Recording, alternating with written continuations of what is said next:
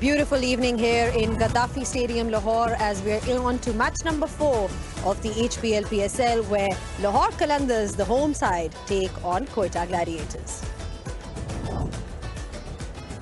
Welcome to Pitside Studio. Lahore Qalandars will be up against Quetta Gladiators. The home side is yet to register a win. It's only game number 2 for them, but Quetta Gladiators will be high on confidence. They won a fantastic game yesterday, and it seems like they're looking like a different side this year. So plenty to talk about in today's match. I've got with me Marina Iqbal and Ian Bishop. Marina, let's talk about Lahore. They've had a fantastic 2 seasons. We've seen that in the past. This time, there's no Rashid Khan. There is a replacement for Rashid Khan. But how do you evaluate their game from that previous one? Well, I think they had their fair share of trouble, especially in terms of bowling. To start off with, Shaheen did not click and they rely highly on him. And I think if you look at the opposition, having a left-hander as an opener does give an advantage to them, to the teams, because if you look at Shaheen's record, 11 out of 17 were right-handers. So I'm not saying that he cannot strike early, but the probability comes down. So I think that's another area where Lahore or even Shaheen gets a little bit lesser lethal. Moving onwards, no one is performing in the middle orders. David Visa and even Qalandars, with their variation, were very expensive. They gave away 63 in just 6 overs to be precise. And I think that this thing they need to rectify very quickly.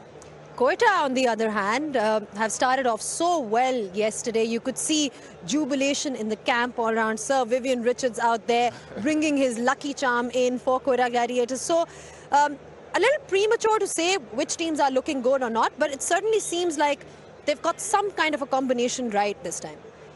Yeah, I'd agree with that, and I'd agree with Saviv. He's the barometer to how well his team is doing when we see him in the dugout, which is a good thing. He has a lot of knowledge to pass on.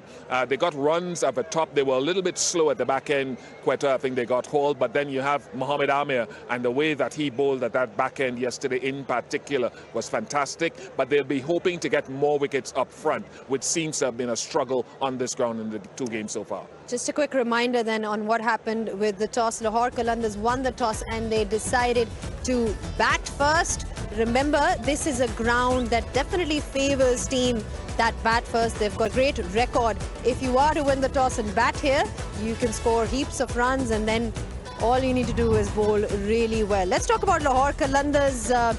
Bish, 2 changes for them. We were talking about missing that spinner. Sikandar Raza is back.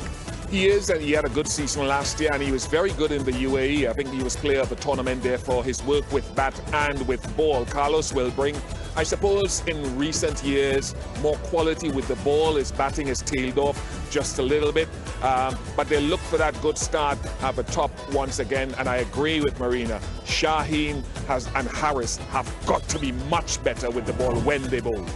Absolutely. Quetta Gladiators are unchanged. Not surprised, are we, Marina? Not at all. I mean, you always prefer your winning combination, and I think right now this is probably the best balanced side they could ever had. They are scoring runs up top. The power play was brilliantly dealt by Jason Roy and Saud Shakil. Middle overs, I think the intent was quite clear by Riley Russo and whoever followed him to come out and score big. And then when you look at the bowling, they're sorted with 2 spinners. They've got lethal bowling attack in terms of Amir, and Wasim Jr. I think needs to be a little bit more economical. Injury blow for Lahore Qalandars. David Visa is not playing. He's been an important part of that Lahore Qalandars side over the years, Bish. He's been able to finish games for them. So, obviously a loss. Yeah, look, his power hitting in those few deliveries that he gets to face is a big thing. His bowling can be wily, it can be skillful, so they'll feel that loss, but they'll be hoping that the man mountain that is Carlos Brathwaite can bring certainly something with the ball, and if he gets a chance with the bat, he's also very good in the field, so he'll add to that fielding capacity, which was a little bit of a letdown for Lahore Qalandars in their first game. Now, we've got to talk about Sikandar Raza, Marina, because it's been quite a story. When you look at him, you know, he's been peaking, well, at what, 36, 37. We've seen what he can do with the bat and the ball, but off late, in the last few years, it just seems like he's really elevated and picked up his game with the bat and the ball. Well, definitely. I think he's very comfortable with whatever the role he's been performing for different teams. And that is all important thing you understand as a player, that wherever you go, whichever league you play, whatever number you're playing at, you have that confidence on your skill, on your temperament, and you back it up with performances. And I think whenever, even today, I saw him walking out and he was all shiny and he was confident and he knew that I have to do job for Lahore Qalandars. And now he has even more so important role to play. Also, Bish, just in terms of the hunger, you know, when you're sort of at the back end of your career, it's amazing to see that he still has that determination and passion to be out there and play every game the way he does.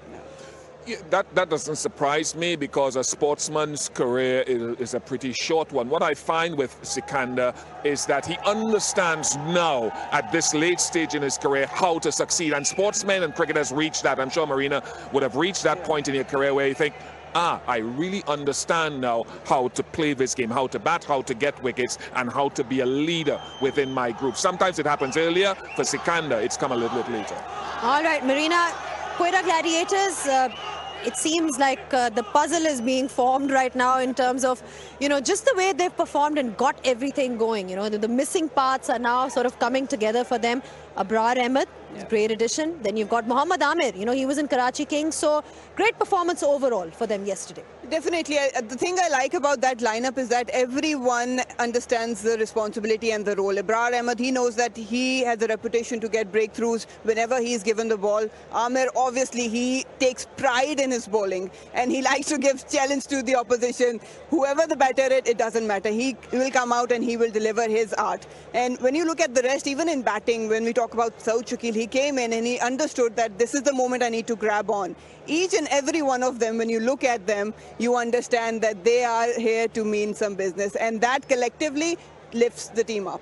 What does Haris Rauf need to do to regain his form? He's been conceding, what, 11 runs and over in the last 90 20s. He's better than that. Yeah, be a little bit more simplistic in the way that he bowls. Let your good delivery speak for itself. Two things tactically tonight.